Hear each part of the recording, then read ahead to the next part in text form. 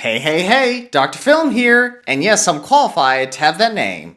Before we begin, you should know that this review will contain no spoilers. And if you're new to the channel, please subscribe for reviews, shorts, and more. And so, without further ado, let us begin. First things first, let's talk about the big man in the sky, Superman, played by David Corenswet. And he honestly did a great job portraying this version of Superman.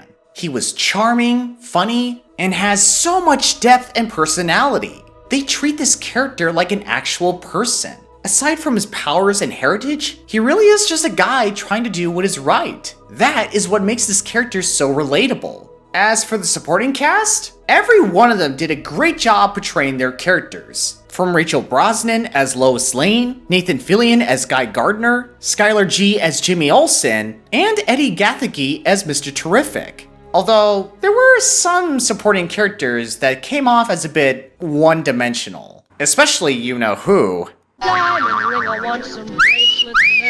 And of course, let's not forget our big baddie, Lex Luthor, played by Nicholas Hoult. And he was honestly 100 times better than Jesse Eisenberg's Lex Luthor. Heck, Nicholas Hoult's performance as Lex Luthor should have been the performance Jesse Eisenberg gave in Batman v Superman. But instead, we have this. Ahoy! No. True! But aside from that, what I loved about this version of Lex Luthor is his deep hatred for Superman. He doesn't simply just see Superman as an obstacle to overcome. He sees Superman as someone who he hates with every fiber of his existence. I felt genuine fear for our main character and his allies. And do you want to know something else? As it turns out, Nicholas Hoult actually screen tested for the role of Clark Kent's Superman. And so did other actors. But David Corenswet was ultimately casted as Superman. I guess history does repeat itself, Exactly. As for the humor, there are some well-placed humorous moments here and there, especially in this scene.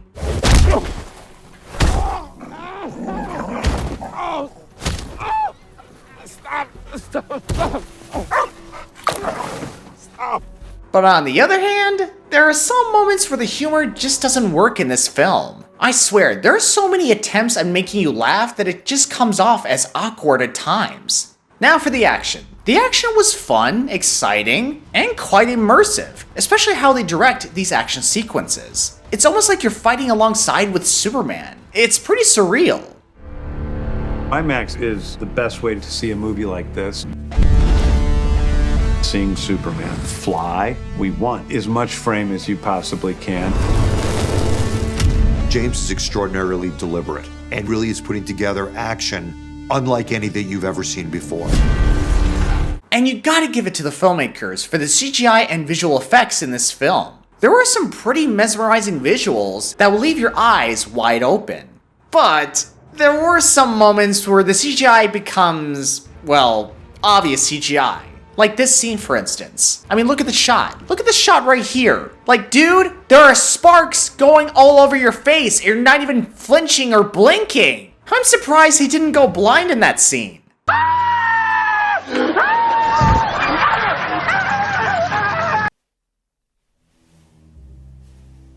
Now for the story. In case you don't know, the story was written by James Gunn, and I thought the story was pretty well done.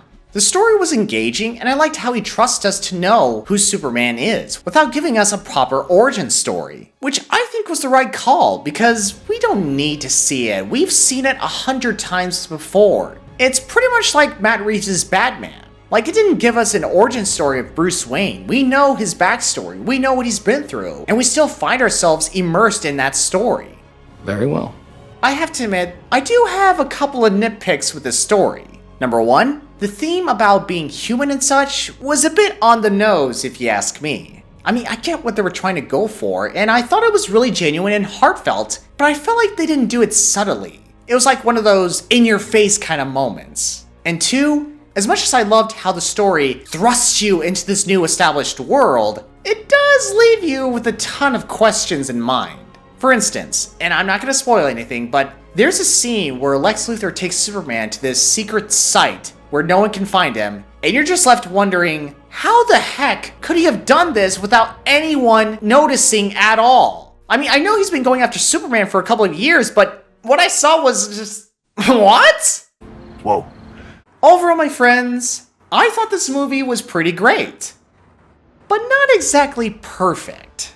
I know, I've said this before, but like any movie, it's bound to have some problems. I wasn't exactly sure if I was going to enjoy this film, but to my surprise, man, I did. I absolutely had a great time watching this with my brothers, and I thought this was a good way to start off the new DC universe. And none of this would have been possible if it weren't for James Gunn's involvement. In fact, it was revealed that James Gunn rejected the idea of directing a Superman movie in 2018.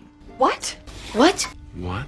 Yeah, I'm not joking here. He apparently turned the proposal down and picked the Suicide Squad over it in 2018. They came to me years ago and said, we'd love for you to do Superman. This is like Toby Emmerich back in 2018 or something. I was like, I don't know how to do Superman. And I just always was thinking, how do you do Superman? How do you do Superman? I had a hard time with it. What can you add to the lore of Superman in the movies to make it a little bit different? And that's when I did Suicide Squad. But as time flies by, Superman was something that kept revolving around James Gunn's mind, even while he was working on the Peacemaker series. And after much consideration, when he was asked again to direct Superman later, he immediately grabbed the opportunity.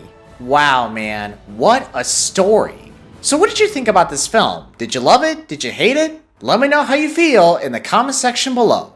With all that said, I give James Gunn's Superman an 8.5 out of 10.